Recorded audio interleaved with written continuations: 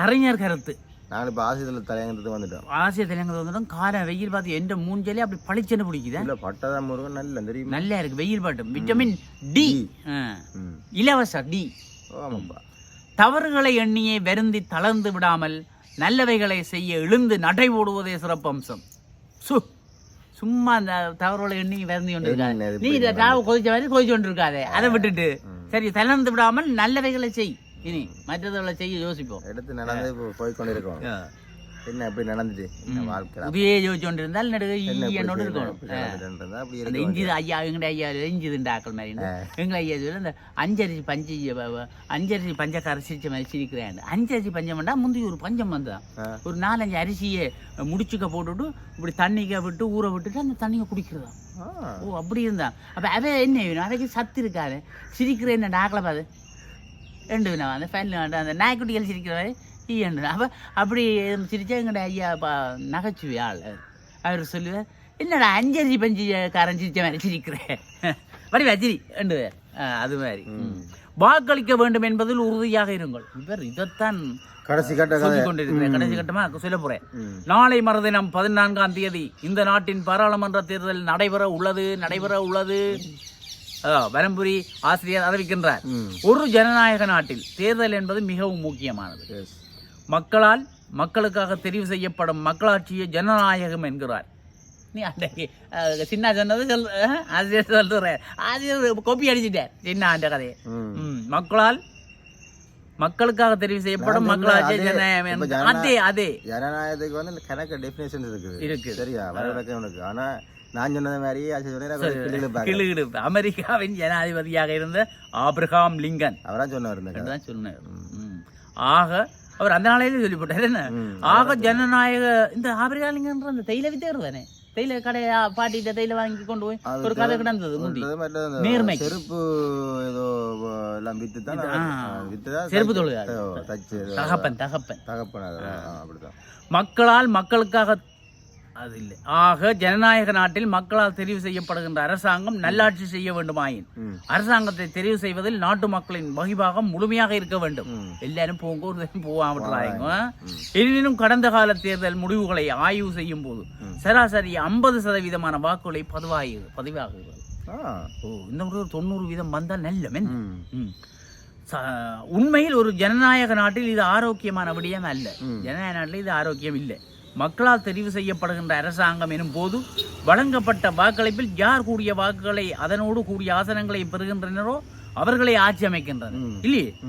அப்ப மக்கள் எவ்வளவு ஆற தெரிவு செய்யணுமோ அவைதானே ஆட்சி அமைக்கும். இது சும்மா மக்கள் ஒரு போட்டும் இல்லாம ஆட்சி அமைக்கிறார்களும் இருக்கின்றவே என்ன. ஆனால் இங்கு எத்தனை சதவீத மக்கள் வாக்களிப்பில் பங்கேற்றனர் என்ற விடயம் கவனத்தில் எடுக்கப்படுவதில்லை. உண்மையில் வாக்களிக்க தகமை பெற்றவர்களில் எத்தனை சதவீதமான வாக்காளர்கள் வாக்களிக்கின்றனர் என்ற விடயமும் கவனத்தில் கொள்ளப்பட வேண்டும். எத்தனை பேர் வாக்களிக்கின்றனர் என்ன இருந்தும் அது பற்றி எவரும் முதன்மைப்படுத்துவதில்லை. நாங்கள் இது வடமாநிலத்துக்கு எல்லாம் பெரும்பாலும் எல்லாரும் போய் அந்த விளங்கப்படுத்தி எப்படி போட்டலாம் ஒரு விழிப்புணர்வு செய்தவங்க. அரசு உத்தியோகத்தர்கள் கூட போய் எல்லாம் விளங்கப்படுத்தினவே. எனினும் இது நடைமுறையில் சாத்தியமாவது இப்போது என்பதை அறிந்திட முடியாது. ஆகையால் சட்டங்கள் நம்மை வழிப்படுத்தட்டும் என்றிராமல் மிக பெருமளவு பணச்செலவில் மக்கள் ஆட்சிக்காக நடைபெறுகின்ற பாராளுமன்ற தேர்தலில் அனைத்து மக்களும் தவறாமல் வாக்களிக்க வேண்டும்.